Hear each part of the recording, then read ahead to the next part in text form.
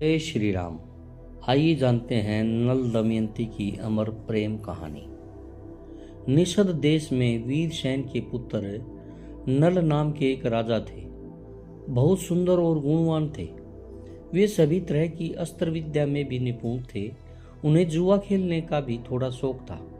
उन्हीं दिनों विदर्भ देश में भीमक नाम के एक राजा राज्य करते थे। वे भी नल के समान ही सर्वगुण संपन्न थे।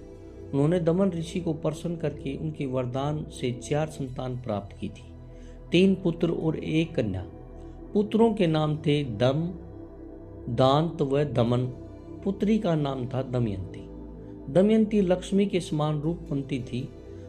उसकी बड़ी बड़ी आंखें थी। उस समय देवताओं और यक्षों में कोई भी कन्या इतनी रूपवती नहीं थी। उन दिनों कितने ही लोग उस देश में आते और राजा नल से दमयंती के गुणों का बखान करते। एक दिन राजा नल ने अपने महल के उद्यान में कुछ हंसों को देखा। उन्होंने एक हंस को पकड़ लिया। हंस ने कहा, आप मुझे छोड़ दीजिए तो हम लोग दमयंती के पास जाकर आपके गुणों का ऐसा वर्णन करेंगे कि आपको वह जरूर वर कर लेगी। वे सब हंस उड़कर राजकुमारी दमयंती के पास गए। दमयंती उन्हें देखकर बहुत खुश हुई। हंसों को पकड़ने के लिए दौड़ने लगी। दमयंती जिस हंस को पकड़कर दौड़ती, वहीं हंस बोल उठता है, रानी दमयंती, निषद देश का एक नल नाम का राजा है। वह राजा बहुत सुंदर है। मनुष्यों में उसके समान सुंदर और कोई नहीं है। वह मानो साक्षात कामदेव का स्वरूप है। यदि तुम उसकी पत्नी बन जाओ तो तुम्हारा जन्म और रूप दोनों सफल हो जाए। वह अश्विनी कुमार के समान सुंदर है। मनुष्यों में उसके समान सुंदर और कोई नहीं। जैसे तुम स्त्रियों में रतन हो, वैसे ही नल पुरुषों को भूषण है। तुम दोनों की जोड़ी बहुत सुंदर है। दमयंती ने कहा, हंस, तुम नल से भी इसी ही बातें कहना। हंस ने लौटकर राजा नल को उनका संदेश दिया। दमयंती हंस के मुख से राजा नल की कीर्ति सुनकर उनसे प्रेम करने लगी। उनकी आसक्ति इतनी बढ़ गई कि वह रात दिन उनका ही ध्यान करती रहती। शरीर धूमल और दुबला हो गया। वे कमजोर सी दिखने लगी। सहेलियों ने दमयंती के मन के भाव जानकर राजा से निवेदन किया कि आपकी पुत्री अस्वस्थ हो गई है। राजा ने बहुत विचार किया और अंत में इस निर्णय पर पहुंचा कि मेरी पुत्री विवाह योग्य हो गई है। दमयंती के पिता ने सभी देशों के राजा को संवर के लिए निमंत्रण पत्र भेज दिया और सूचित कर दिया। सभी देश के राजा हाथी व घोड़ों के रथों से वहां पहुंचने लगे। नारद और पर्वत से सभी देवताओं को भी दमयंती के संवर का समाचार मिल गया। इंद्र और सभी लोकपाल भी अपने वाहनों सहित रवाना हो गए। राजा नल को भी संदेश मिला तो वे भी दमयंती से संवर के लिए वहां पहुंचे। नल के रूप को देखकर इंद्र ने रास्ते में अपने विमान को खड़ा कर दिया और नीचे उतरकर कहा कि राजा नल, आप बहुत सत्यवर्ती हैं। आप हम लोगों के दूत बन जाइए। नल ने प्रतिज्ञा कर ली और कहा कि करूंगा। फिर पूछा कि आप कौन हैं? तो इंद्र ने कहा कि हम लोग देवता हैं। हम लोग दमयंती के लिए यहाँ आए हैं। आप हमारे दूत बनकर दमयंती के पास जाइए और कहिए कि इंद्र, वरुण, अग्नि और यम देवता तुम्हारे पास आकर तुमसे विवाह करना चाहते हैं। इनमें से तुम चाहो उस देवता को अपना पति स्वीकार कर लो। नल ने दोनों हाथ जोड़कर कहा कि देवराज, वहां आप लोगों का और मेरे जाने का एक ही प्रयोजन है, इसलिए आप मुझे वहां दूत बनाकर भेजें। यह उचित नहीं है। जिसकी किसी स्त्री को पत्नी के रूप में पाने की इच्छा हो चुकी हो, वह भला उसको कैसे छोड़ सकता है और उसके पास जाकर ऐसी बात कह ही कैसे सकता है। आप लोग कृपया इस विषय में मुझे क्षमा कीजिए। देवताओं ने कहा, नल, तुम पहले हम लोगों से प्रतिज्ञा कर चुके हो कि मैं तुम्हारा काम करूंगा।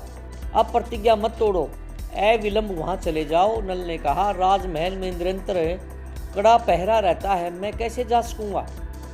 इंद्र की आज्ञा से नल ने राजमहल में बिना रोक टोक के प्रवेश किया। दमयंती और उसकी सहेलियां भी उसे देखकर मुग्ध हो गई और लज्जित होकर कुछ बोल न सकी। तुम देखने में बड़े सुंदर और निर्शोध जान पड़ते हो। पहले यहाँ आते समय द्वारपालों ने तुम्हें देखा क्यों नहीं?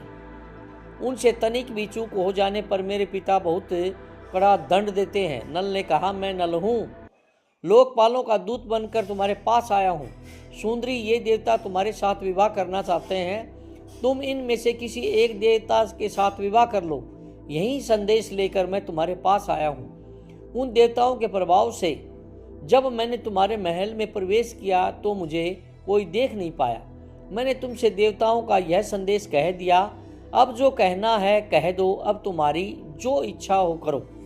दमयंती ने बड़ी श्रद्धा के साथ देवताओं को प्रणाम करके मंद मुस्कान के साथ कहा, स्वामी, मैं तो आपको ही अपना सर्वस्व मानकर अपने आप को आपके चरणों में सौंपना चाहती हूँ। जिस दिन से मैंने हंसों की बात सुनी तभी से मैं आपके लिए व्याकुल हूँ। आपके लिए ही मैंने राजाओं की भीड़ इकट्ठी की है। यदि आप मुझ दासी की प्रार्थना अस्वीकार कर देंगे तो मैं जहर खाकर मर जाऊंगी। राजा नल ने दमयंती से कहा, जब बड़े बड़े लोकपाल तुमसे शादी करना चाहते हैं फिर तुम मुझ मनुष्य से क्यों शादी करना चाहती हो? मैं तो उन देवताओं के चरणों की धूल के बराबर भी नहीं हूँ। तुम अपना मन उन्हीं में लगाओ। देवताओं का अप्रिय करने पर इंसान की मृत्यु हो सकती है। तुम मेरी रक्षा करो और उनको वर्ण कर लो। नल की बात सुनकर दमयंती घबरा गई। उसकी आंखों से आंसू छलक आए। उस समय दमयंती का शरीर कांप रहा था, हाथ जुड़े हुए थे। उसने कहा, मैं आपको वचन देती हूँ कि मैं आपको ही पति के रूप में वर्ण करूंगी। राजा नल ने कहा, अच्छा, अब तो तुम ऐसा ही करो, परंतु यह बतलाओ कि मैं यहाँ उनका दूत बनकर आया हूँ। अगर इस समय मैं अपने स्वार्थ की बात करने लगूं तो यह कितनी बुरी बात है। मैं तो अपना स्वार्थ तभी बना सकता हूँ जब वह धर्म के विरुद्ध ना हो। तब दमयंती ने गदगद कंठ से कहा, राजा, इसके लिए एक निर्दोष उपाय है। उसके अनुसार काम करने पर आपको दोष नहीं लगेगा। वह यह उपाय है कि आप सभी लोकपालों के साथ स्वयंवर मंडप में आए। मैं आपको वर लूंगी, तब आपको दोष भी नहीं लगेगा। देवताओं के पूछने पर उन्होंने कहा कि मैं दमयंती के पास गया तो मुझे देखकर वे और उनकी सखियां सभी मुझ पर मोहित हो गई, और आप लोगों के प्रस्ताव को उनके सामने रखने के बाद भी वे मुझे ही वर्ण करने पर तुली हैं। स्वयंवर की घड़ी आई। राजा भीमक ने सभी को बुलवाया। शुभ मुहूर्त में स्वयंवर रखा। सब राजा अपने अपने निवास स्थान से आकर स्वयंवर में यथास्थान बैठ गए। तभी दमयंती वहां आई। सभी राजाओं का परिचय दिया जाने लगा। दमयंती एक एक को देखकर आगे बढ़ने दिया जाने लगा। आगे एक ही स्थान पर नल के समान ही वेशभूषा वाले 5 राजकुमार खड़े दिखाई दिए। यह देखकर दमयंती को संदेह हो गया। वह जिसकी ओर देखती उन्हें सिर्फ राजा नल ही दिखाई देते। इसलिए विचार करने लगे कि मैं देवताओं को कैसे पहचानूं और ये राजा है यह कैसे जानूं। उसे बड़ा दुख हुआ। अंत में दमयंती ने यही निश्चय किया कि देवताओं की शरण में जाना ही उचित है। हाथ जोड़कर प्रणाम पूर्वक स्तुति करने लगी। देवताओं, हंसों के मुंह से नल का वर्णन सुनकर मैंने उन्हें पति रूपण से वर्ण कर लिया है। मैंने नल की आराधना के लिए यह व्रत शुरू कर लिया है। आप लोग अपना रूप प्रकट कर दें जिससे मैं राजा नल को पहचान लूं। देवताओं ने दमयंती की बात सुनकर उनके दृढ़ निश्चय को देखकर उन्होंने ऐसी शक्ति दी जिससे वह देवता और मनुष्य में अंतर कर सके। दमयंती ने देखा कि शरीर पर पसीना नहीं है, पलकें गिरती नहीं है, माला कुमलाई नहीं है, शरीर स्थिर है, शरीर पर धूल व पसीना भी नहीं है। दमयंती ने इन्हीं लक्षणों को देखकर ही दमयंती ने राजा नल को पहचान लिया। जिस समय दमयंती के संवर्त से लौटकर इंद्र व अन्य लोकपाल अपने अपने लोकों को जा रहे थे, उस समय उनकी मार्ग में ही कलयुग और द्वापर से भेंट हो गई। इंद्र ने पूछा, कलयुग कहाँ जा रहे हो? कलयुग ने कहा, मैं दमयंती के स्वयंवर में उससे विवाह करने के लिए जा रहा हूँ। इंद्र ने कहा, अरे स्वयंवर तो कब का पूरा हो गया। दमयंती ने राजा नल का वर्ण कर लिया है, हम लोग देखते ही रह गए। कलयुग ने क्रोध में भरकर कहा, तब तो यह अनर्थ हो गया। उसने देवताओं की उपेक्षा करके मनुष्य को अपनाया, इसलिए उसको दंड देना चाहिए। देवताओं ने कहा, दमयंती ने हमारी आज्ञा प्राप्त करके ही नल को वर्ण किया है। वास्तव में नल सर्व गुण संपन्न और उसके योग्य है। वे समस्त धर्मों के जानकार हैं। उन्होंने इतिहास पुराणों सहित वेदों का अध्ययन भी किया है। उनको श्राप देना तो नरक में धधकती आग में गिरने के समान है। अब कलयुग ने द्वापर से कहा, मैं अपने क्रोध को शांत नहीं कर सकता, इसलिए मैं नल के शरीर में निवास करूंगा। मैं उसे राजमुक्त कर दूंगा, तब वह दमयंती के साथ नहीं रह सकेगा। इसलिए तुम भी जुए के पासों में प्रवेश करके मेरी सहायता करना। द्वापर ने उसकी बात स्वीकार कर ली। द्वापर और कलयुग दोनों ही नल की राजधानी में आ बसे। 12 वर्ष तक वे इस बात की प्रतीक्षा में रहे कि नल में कोई दोष दिख जाए। एक दिन राजा नल संध्या के समय लघु शंका से निवृत्त होकर पैर धोए बिना ही आचमन करके संध्या वंदन करने बैठ गए। यह अपवित्र अवस्था देखकर कलयुग उनके शरीर में प्रवेश कर गया। कलयुग दूसरा रूप धारण करके वह पुष्कर बनकर उसकी बात स्वीकार करके वह पुष्कर के पास गया और बोला, तुम नल के साथ जुआ खेलो, मेरी सहायता करो, जुए में जीतकर निषद राज का राज्य प्राप्त कर लो। पुष्कर उसकी बात स्वीकार करके नल के पास गया। द्वापर भी पासे का रूप धारण करके उसके साथ चला। जब पुष्कर ने राजा नल को जुआ खेलने का आग्रह किया, तब राजा नल दमयंती के सामने अपने भाई की बार बार की ललकार सह ना सका। उन्होंने पासे खेलने का निश्चय किया। उस समय नल के शरीर में कलयुग घुसा हुआ था, इसलिए नल जो कुछ भी जुए में लगाते हार जाते। प्रजा और मंत्रियों ने राजा को रोकना चाहा, लेकिन जब ये नहीं माने तो मंत्रियों ने द्वारपाल को रानी दमयंती तक राजा को रोकने का संदेश पहुंचाया। तब रानी नल दमयंती को बोली, आपकी पूरी प्रजा आपके दुख के कारण अचेत हुई जा रही है। इतना कहकर दमयंती भी रोने लगी, लेकिन राजा नल कलयुग के प्रभाव में थे, इसलिए जो पासे फेंकते वहीं उनके प्रतिकूल पड़ते। जब दमयंती ने यह सब देखा तो उसने धाय को बुलवाया और उसके द्वारा राजा नल के सारथी वासने को बुलवाया। उन्होंने उससे कहा, सारथी तुम जानते हो कि महाराज बहुत संकट में है। अब यह बात तुमसे छिपी नहीं है। तुम रथ जोड़ लो और मेरे बच्चों को रथ में बैठाकर कुंडी नगर ले जाओ। उसके बाद पुष्कर ने राजा नल का सारा धन ले लिया और बोला, तुम्हारे पास दांव पर लगाने के लिए और कुछ है या नहीं? यदि तुम दमयंती को दांव पर लगाने के लायक समझो तो उसे लगा दो। एक दिन राजा नल ने देखा कि बहुत से पक्षी उनके पास ही बैठे हैं। उनके पंख सोने के समान दमक रहे हैं। नल ने सोचा कि इनकी पांख से कुछ धन मिलेगा। ऐसा सोचकर उन्हें पकड़ने के लिए नल ने उन पर अपना पहनने का वस्त्र डाल दिया। पक्षी उनका वस्त्र लेकर उड़ गए। अब नल नंगे होकर बड़ी दीनता के साथ मुंह नीचे करके खड़ा हो गए। पक्षियों ने कहा, तू नगर से एक वस्त्र पहनकर निकला था, उसे देखकर हमें बड़ा दुख हुआ था। ले, अब तेरे शरीर का वस्त्र लिए जा रहे हैं। हम पक्षी नहीं, जुए के पासे हैं। नल ने दमयंती से पासे की बात कह दी। तुम देख रही हो, यहाँ बहुत से रास्ते हैं। एक अवंती की ओर जाता है, दूसरा पर्वत होकर दक्षिण देश को। सामने विंध्याचल पर्वत है। यह पयोष्णी नदी समुद्र में मिलती है। सामने का रास्ता विदर्भ देश को जाता है। यह कौशल देश का मार्ग है। इस प्रकार राजा नल दुख और शोक से भरकर बड़ी ही सावधानी के साथ दमयंती को भिन्न भिन्न आश्रम मार्ग बताने लगे। दमयंती की आंखें आंसू से भर गई। दमयंती ने राजा नल से कहा, क्या आपको लगता है कि मैं आपको छोड़कर अकेली कहीं जा सकती हूँ? मैं आपके साथ रहकर आपके दुख को दूर करूंगी। दुख के अवसरों पर पत्नी पुरुष के लिए औषधि के समान है। वह धैर्य देकर पति के दुख को कम करती है। उस समय नल के शरीर पर वस्त्र नहीं था। धरती पर बिछाने के लिए एक चटाई भी नहीं थी। शरीर पर धूल से लथपथ हो रहा था। भूख प्यास से परेशान राजा नल जमीन पर ही सो गए। दमयंती भी उनके साथ ये सारे दुख झेल रही थी। राजा नल भी जमीन पर ही सो गए। दमयंती के सो जाने पर राजा नल की नींद टूटी।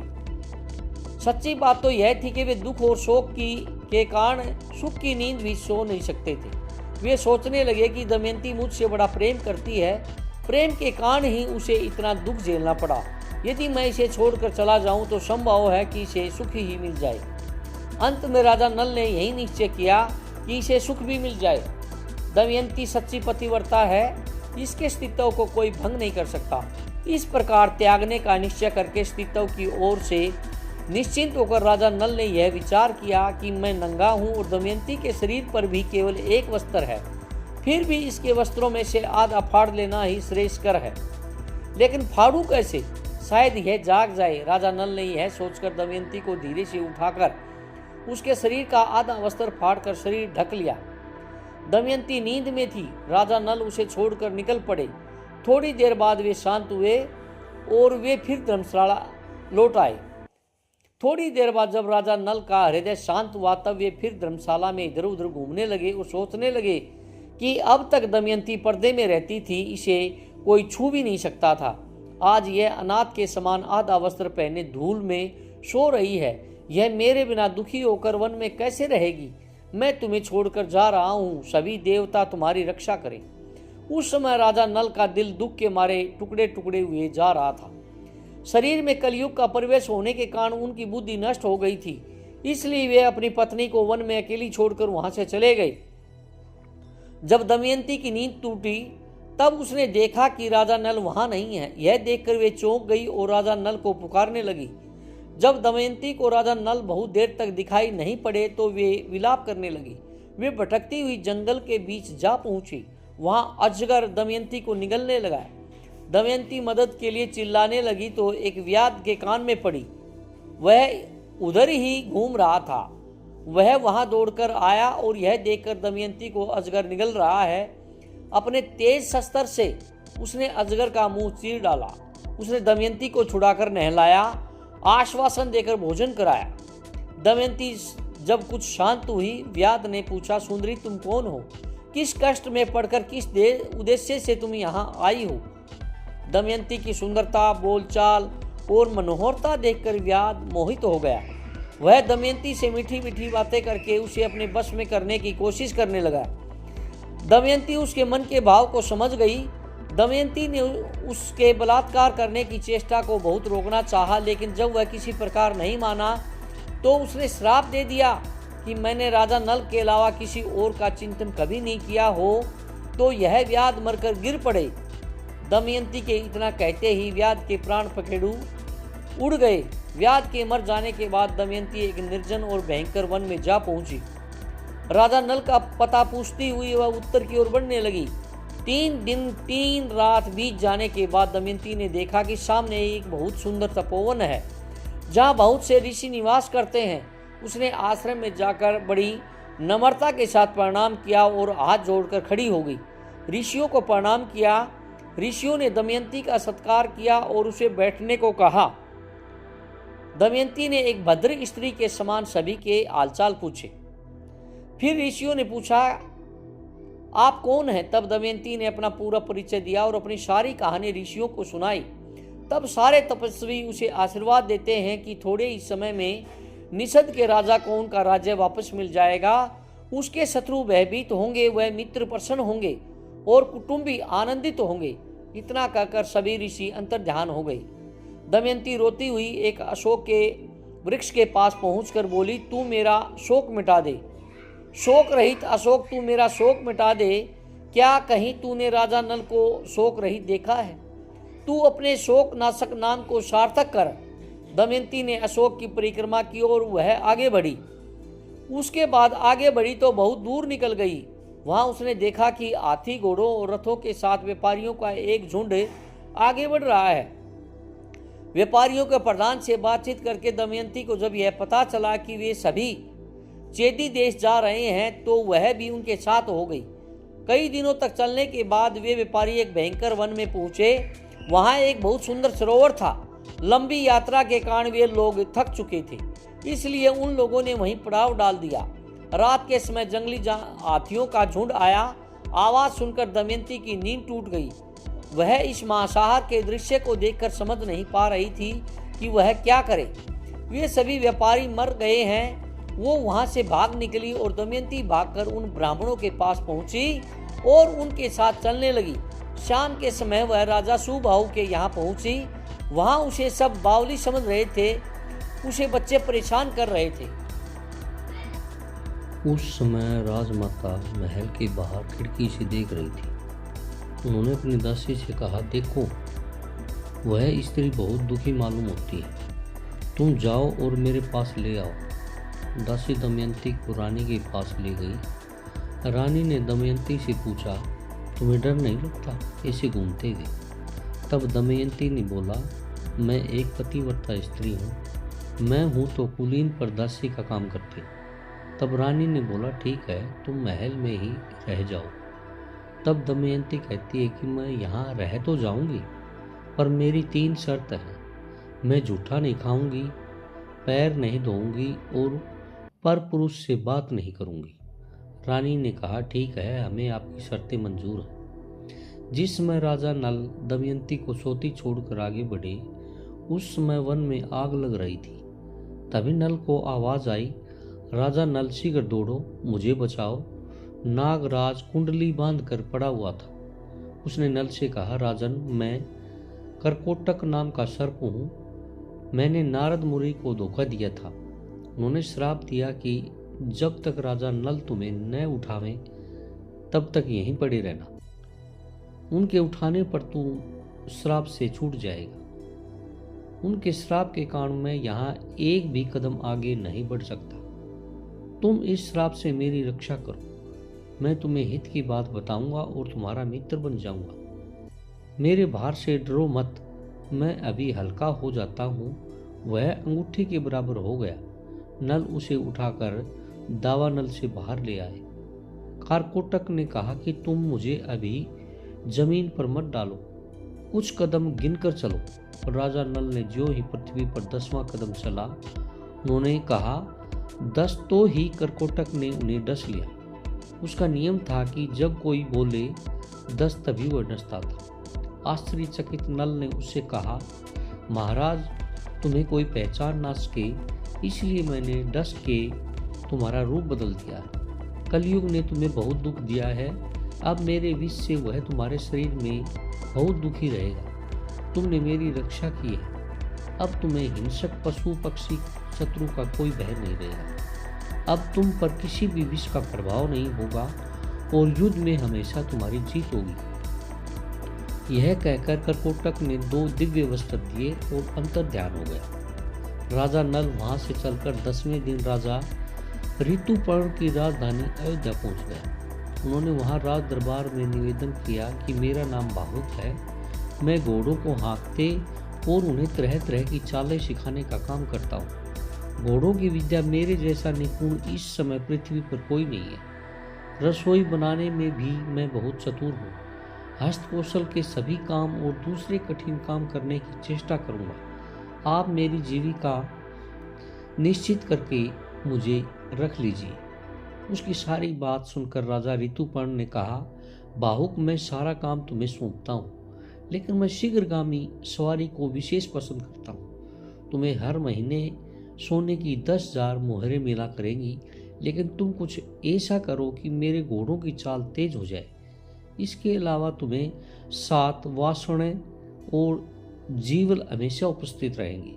राजा नल रोज दमयंती को याद करते और दुखी होते कि दमयंती भूख प्यास से परेशान न जाने किस स्थिति में होगी। इसी तरह राजा नल ने दमयंती के बारे में सोचते हुए कई दिन बिता दिए। ऋतुपर्ण के पास रहते हुए उन्हें कोई न पहचान सका। जब राजा विदर्भ को यह समाचार मिला कि मेरे दामाद नल और पुत्री राज पाठ विहीन होकर वन में चले गए, तब उन्होंने सुदेव नाम के एक ब्राह्मण को नल दमयंती का पता लगाने के लिए चेदी नरेश के राज्य में भेजा। उसने एक दिन राजमहल में दमयंती को देख लिया। उस समय राजा के महल में पुण्याहवचन हो रहा था। दमयंती सुनंदा एक साथ बैठकर ही यह कार्यक्रम देख रही थी। सुदेव ब्राह्मण ने दमयंती को देखकर सोचा कि वास्तव में यही भीमक नंदनी है।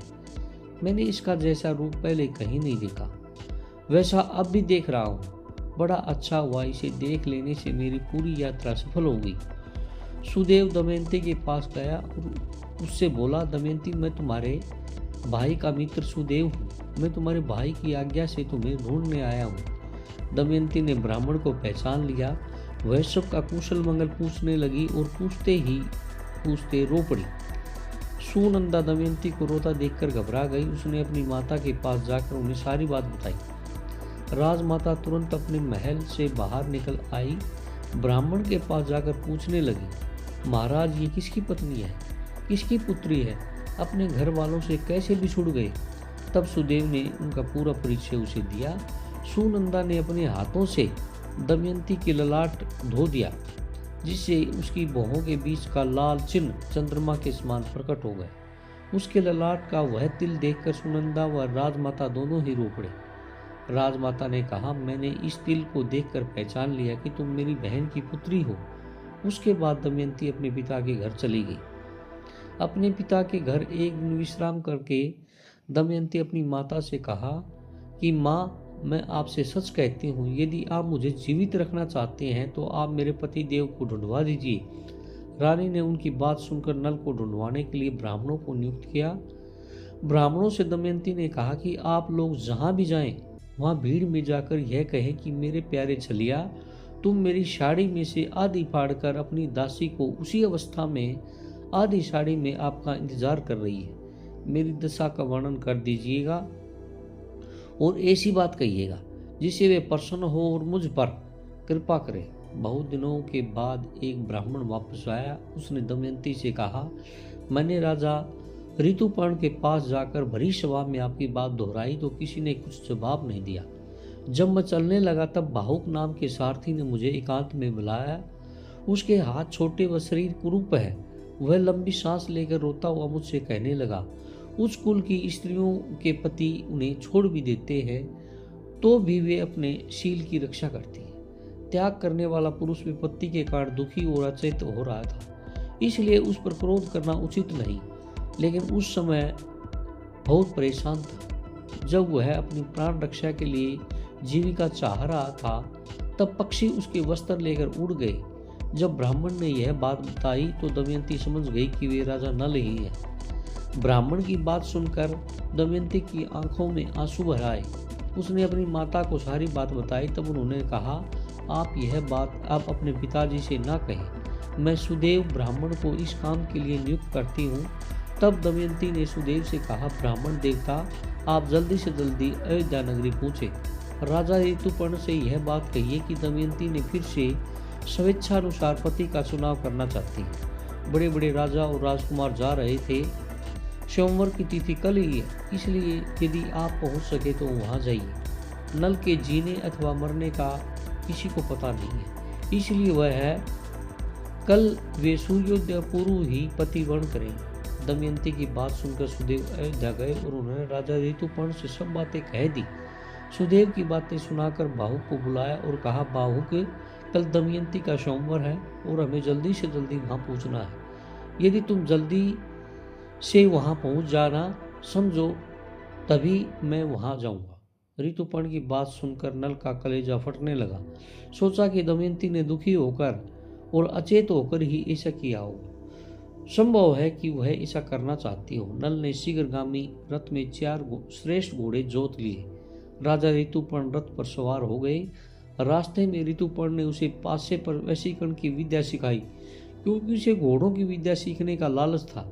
जिस समय राजा नल ने यह विद्या सीखी उसी समय कलयुग राजा नल के शरीर से बाहर आ गया। कलयुग ने नल का पीछा छोड़ दिया, लेकिन अभी उनका रूप नहीं बदला था। उन्होंने अपने रथ को जोर से हाँका और शाम होते ही वे विदर्भ देश में पहुंचे। राजा भीमक के पास समाचार भेजा गया। उन्होंने ऋतुपर्ण को अपने यहाँ बुला लिया और ऋतुपर्ण के रथ की गूंज से दिशाएं गूंज उठी। दमयंती रथ की घरघराहट से समझ गई कि जरूर इसको हाँकने वाले मेरे पति देव है। यदि आज वे मेरे पास नहीं आएंगे तो मैं आग में कूद जाऊंगा। उसके बाद अयोध्या नरेश ऋतुपर्ण जब राजा भीमक के दरबार में पहुंचे तो उनका बहुत आदर सत्कार हुआ। भीमक को इस बात का बिल्कुल पता नहीं था कि वे सोमवार का निमंत्रण पाकर यहाँ आए हैं। जब ऋतुपर्ण ने सोमवार की कोई तैयारी नहीं देखी तो उन्होंने सोमवार की बात दबा दी और कहा, मैं तो सिर्फ आपको प्रणाम करने चला आया। भीमक सोचने लगा कि 100 योजन से अधिक दूर कोई प्रणाम करने तो नहीं आ सकता, लेकिन वे यह सोचकर भीमक के सत्कार में लग गए। बाहुक वाषणेय के साथ अशोशाला में ठहरकर घोड़ों की सेवा में लग गया। दमयंती आकुल हो गई कि रथ की ध्वनि तो सुनाई दे रही है पर कहीं भी मेरे पति के दर्शन नहीं हो रहे हैं। हो ना हो वाषणेय ने उनके रथ विद्या सीख ली। तब उसने अपनी दासी से कहा कि दासी, तू जा और इस बात का पता लगा कि यह क्रूर पुरुष कौन है। संभव है कि यही हमारे पति देव हों। मैंने ब्राह्मणों द्वारा जो संदेश भेजा था वहीं उसे बतलाना और उसका उत्तर मुझसे कहे। तब दासी ने भावुक से जाकर पूछा, नल कहाँ है? क्या तुम उन्हें जानते हो या तुम्हारा सारथी वासणे जानता है? भावुक ने कहा, मुझे उसके संबंध में कुछ भी मालूम नहीं है, सिर्फ इतना ही पता है कि इस समय नल का रूप बदल गया है। वे छिपकर रहते हैं, उन्हें या तो दमयंती या स्वयं वे ही पहचान सकते हैं या उनकी पत्नी दमयंती, क्योंकि वे अपने गुप्त चिन्हों को दूसरों के सामने प्रकट नहीं करना चाहते। अब दमयंती की आशंका और बढ़ गई और दृढ़ होने लगी कि यही राजा नल है। उसने दासी से कहा, तुम फिर भावुक के पास जाओ और उसके पास बिना कुछ बोले खड़ी रहो, उसकी चेष्टाओं पर ध्यान दो। अब आग मांगे तो मत देना, जल मांगे तो देर कर देना, उसका एक चरित्र मुझे आकर बतलाओ। फिर वह मनुष्यों और देवताओं से उसमें बहुत से चरित्र देखकर वह दमयंती के पास आई और बोली, भावुक ने हर तरह से अग्नि, जल व थल पर विजय प्राप्त कर ली है। मैंने आज तक ऐसा पुरुष नहीं देखा। तब दमयंती को विश्वास हो जाता है कि वह भावुक ही राजा नल है। अब दमयंती ने सारी बात अपनी माता को बताकर कहा कि अब मैं स्वयं उस भावुक की परीक्षा लेना चाहती हूँ, इसलिए आप भावुक को मेरे महल में आने दीजिए। आपकी इच्छा हो तो पिताजी को बता दीजिए। रानी ने अपने पति भीमक से अनुमति ली और भावुक को रानीवास बुलाने की आज्ञा दी। दमयंती ने भावुक के सामने फिर सारी बात दोहराई। तब दमयंती की आंखों से आंसू टपकते देखकर नल से रहा नहीं गया। नल ने कहा, मैंने तुम्हें जानबूझकर नहीं छोड़ा, नहीं जुआ खेला, यह सब कलयुग की करतूत है। दमयंती ने कहा कि मैं आपके चरणों को स्पर्श करके कहती हूँ कि मैंने कभी मन से पर पुरुष का चिंतन नहीं किया, हो तो मेरे प्राणों का नाश हो जाए। ऐसा अद्भुत दृश्य देखकर राजा नल ने अपना संदेह छोड़ दिया और कारकोटक नाग के दिए वस्त्र को अपने ऊपर ओढ़कर उसका श्रवण करके वे फिर असली रूप में आ गए। दोनों ने सबका आशीर्वाद लिया। दमयंती के मायके से उन्हें खूब धन देकर विदा किया गया। उसके बाद नल व दमयंती अपने राज्य में पहुंचे। राजा नल ने पुष्कर से फिर जुआ खेलने को कहा तो वह खुशी खुशी तैयार हो गया और नल ने जुए की हर बाजी को जीत लिया। इस तरह नल व दमयंती को फिर से अपना राज्य व धन प्राप्त हो गया। अगर आपको नल दमयंती की यह अमर प्रेम कथा अच्छी लगी हो तो प्लीज़ लाइक, सब्सक्राइब और कमेंट जरूर करिएगा। जय श्री राम जी का।